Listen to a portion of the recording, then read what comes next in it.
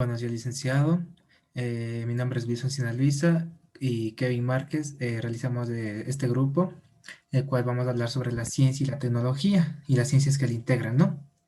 Bueno, vamos a empezar con la ciencia y decimos que la ciencia proviene de la palabra latín et ciencia, que significa conocimiento, pero que esto a su vez en la antigua Grecia los estudiosos decidieron establecer un concepto que permite englobar tanto la ciencia como los conocimientos. Ahora bien, ¿qué es la ciencia?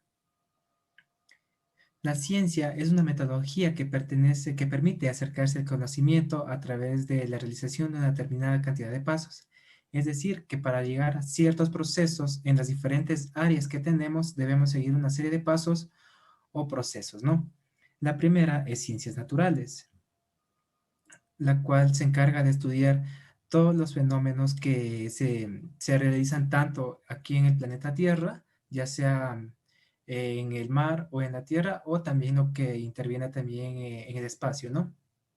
Es decir, también se centra en la física, en los fenómenos naturales que se puede observar dentro y fuera de la Tierra, como les mencioné anteriormente, también en la química, que estudia la materia y los cambios a un nivel autónomo y a nivel molecular, la ciencia de la Tierra, como les mencioné, que es tanto la morfología y todo lo que compone de la Tierra, ya sea plantas, animales, bacterias y todo eso, ¿no? Y la geología, que se centra en la atención del planeta y todo lo que compone las cosas, es decir, el suelo, las rocas, las tierras y todo eso, ¿no? Posteriormente tenemos la oceanografía, que se centra en todo lo que engloba en el mar, es decir, ya sea plantas y animales, ya sean peces, ballenas, tiburones, etcétera, ¿no? La meteorología, que estudia la atmósfera y todo lo que compone y lo que entra a ella, y también la ciencia del espacio, que es la astronomía, que está todo lo relacionado al espacio exterior. En sí, estas serían las tres, tanto la oceanografía, meteorología y ciencia del espacio, englobarían el 100% lo que equivale a la ciencia, puesto que ya está tanto en la tierra, en el mar, como en el espacio, ¿no? Tenemos la ciencia de la vida. En sí, la ciencia de la vida se encarga de la biología, la zoología y la botánica. Es decir, la biología se centra en los estudios de los seres vivos, ya sean plantas, animales, personas, todo ser vivo que se encuentra en el planeta. La zoología, en cambio, se centra solo en los animales, ya sean domésticos o silvestres o salvajes, ¿no? Y la botánica, que se centra todo en el estudio de las plantas, ya sea plantas terrestres o marítimas. Bueno, yo les voy a hablar sobre las ciencias sociales, que son aquellas que se relacionan con el comportamiento humano y la sociedad en general.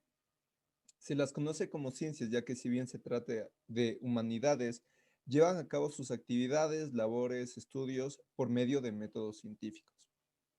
Con esto quiero decir que se trata de ciencias que estudian la forma en que se organiza la sociedad humana y el comportamiento de cada uno de sus miembros. En general, su misión es lograr determinar realidades objetivas, concretas y precisas sobre, sobre las diferentes situaciones, hechos y experiencias de la vida humana. También muchas de estas se enfocan en analizar los impactos de las vivencias y contextos de la conducta en el desenvolvimiento de los grupos sociales, como ya dije anteriormente, y entre ellos tenemos la política, que está centrada en el estudio en el gobierno y la organización del Estado. La sociología, que estudia la sociedad humana y fenómenos que lo aquejan. El derecho, que estudia los derechos en su plenitud en todo ámbito. La antropología, que estudia al individuo como un todo. La geografía, que estudia los lugares y sus poblaciones. Y la psicología, que estudia el comportamiento del ser humano. Por otro lado, tenemos las ciencias formales o también conocidas como ciencias ideales. Son conjuntos sistemáticos de conocimientos racionales y coherentes. Si bien su objeto de estudio no es el mundo físico natural como tal, sino que su objeto puramente son abstractos, pero sus conocimientos sí pueden ser aplicados a dicha realidad, tanto físico como natural. Estas ciencias formales no estudian objetos reales, sino formas como abstracciones, relaciones, objetos ideales creados en la mente del ser humano. Estas podrían decirse que se interesan tanto por el qué, sino por el cómo, las formas y no los contenidos. Y entre ellas tenemos la estadística, que estudia el balance numérico y comparativo de números, la lógica, que es el razonamiento matemático observable, las matemáticas, que son las ciencias de los números, y la ciencia de cómputo, que estudia el funcionamiento de la tecnología. Finalmente, de ciencias tenemos las ciencias aplicadas, que utiliza el conocimiento científico de una o varias ramas de la ciencia para resolver problemas prácticos. Estos campos de ingeniería, por ejemplo, se acercan a lo que es esta ciencia aplicada. Estas áreas prácticas del saber son vitales para el desarrollo de la tecnología. Es decir, la ciencia aplicada es un cuerpo de conocimiento en que la investigación y el descubrimiento tienen su orientación directa a la práctica. Estos son las ciencias que proporcionan al desarrollo de nueva tecnología. Y entre ellas tenemos la ingeniería, que ya dije que estudia la creación, la medicina, la morfología del cuerpo, la biotecnología, que une a la biología con la ciencia de creación de nuevos seres, la agronomía, que estudia los suelos y sus componentes, la arquitectura, que es la creación de los hogares, la electrónica, que es el funcionamiento de la electricidad, y por último la informática, que es el estudio de programas tecnológicos. Ok, continuamos con las áreas de la tecnología, ¿no? En sí, en las áreas de la tecnología tenemos la inteligencia artificial, que sí engloba todo esto, ¿no? Ahora, vemos que este sistema en sí es la relación de un humano, el cual en sí no tiene vida propia, ¿no? Pero sí puede razonar como tal persona, o sea, como una persona hecha y consciente.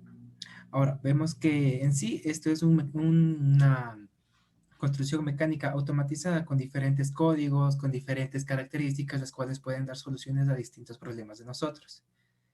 También tiene ciertos sistemas que actúan como humanos, como podemos tener ahora en día, no sé, robots, los drones e incluso diferentes cosas más que facilitan facilitan tanto en el trabajo como en el estudio de las personas, ¿no? También vemos que actúan sistemas racionalmente, es decir, y realmente son aquellos que tratan de imitar la manera de relacionar el comportamiento humano, pero en sí no son humanos. También vemos que el Design Thinking, que en sí es un método para generar ideas innovadoras que centran en su eficacia en atender y dar soluciones a las necesidades reales de un usuario. Es decir, se podría decir en otras palabras de esto que es más o menos como un servicio al cliente, pero de forma virtual, en donde nosotros mediante un correo o una llamada podemos solicitar cierta ayuda para diferentes cosas, ¿no? Pero obviamente esto no es que nos esté ayudando a una persona, sino es un mecanismo que ya fue automatizado para realizar diferentes acciones. Luego tenemos el RegTech, que sirve para la tecnología que ayuda a los bancos a cumplir con la regulación de una manera más fácil y ágil. O sea, se podría decir cómo llevar la cuenta de un banco, no tanto el saldo que tiene una persona como el saldo que puede llevar una empresa. La Big Data son conjuntos de datos de combinaciones de datos cuyo tamaño o volumen es bastante grande, ¿no? Y obviamente esto aumenta el crecimiento de la velocidad. Un claro ejemplo puede ser el 2G que era antiguamente, luego fue el 3G, luego el 4G y el 5G que estamos actualmente, ¿no? También encontramos la tecnología en la nube. Una de ellas puede ser OneDrive, Spotify que nos permite ver música en la nube, escuchar música en la nube o descargarla de la misma o incluso escucharla sin tener internet y sin almacenarla en nuestro dispositivo móvil, ya sea celular, tablet, computadora, etcétera. Vemos que en esto tenemos nubes públicas, que es de uso mundial o global, es decir, un ejemplo, como les dije, puede ser Google Drive, la cual se centra que con nuestro propio correo electrónico podemos acceder a un límite de 5 gigas para almacenar cualquier información que deseamos, ya sea música, videos, documentos, fotos, etcétera. Tenemos las nubes privadas. Les voy a plantear el mismo ejemplo de Google Drive, el cual nos permite 5 gigas, pero también nos permite pasar a un nivel premium o VIP, también como lo conocen. Es decir, que nosotros tenemos que pagar cierta cantidad de dinero para que ésta nos proporcione más capacidad y así poder almacenar más fotos. Pero también existen las nubes híbridas, la cual son una mezcla de las dos anteriores. Es decir, que nos otorgan ciertos beneficios semi-VIP y tanto VIP, obviamente, ¿no? Em, por último, tenemos los servicios móviles. Como hemos visto que al pasar los años, los servicios móviles han ido desarrollándose y así son mucho más atractivos y portátiles, obviamente, ¿no? Y también son fáciles de uso, es decir, que cualquier persona esté donde esté en cualquier parte del mundo, con el hecho de que tenga disponible internet, pueda ya realizar diferentes acciones, ya sea transacciones, consultas, tanto médicas como de alguna duda que se nos presente, e incluso podemos tener asistencia médica, como en la actual pandemia, optaron por tener esta modalidad, la cual era una consulta médica, la cual usted llamaba para poder recibir cierta información sobre ciertas características o síntomas que presenta. Todo esto fue realizado para realizar por los datos de bioseguridad, ¿no? Y también tenemos la ciberseguridad, que sí vendrían a ser como defender las computadoras, es decir, los antivirus, o a su vez también podemos utilizarlo para realizar diferentes acciones, ya sea en nuestra casa, trabajo o diferentes áreas, ¿no? Es decir, tener una vigilancia con video. Así que eso sería todo y gracias.